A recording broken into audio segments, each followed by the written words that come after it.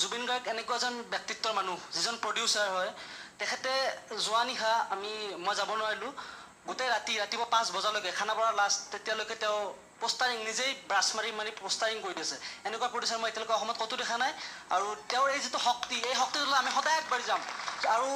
কষ্টৰ কথা ক'ব লাগিব আজি 4 বছৰ ধৰি জুবিনে যিখিনি কষ্ট কৰিছে আৰু গোটেই মিছন চেনা টীমটো বহুতে যিখিনি কষ্ট কৰিছে আৰু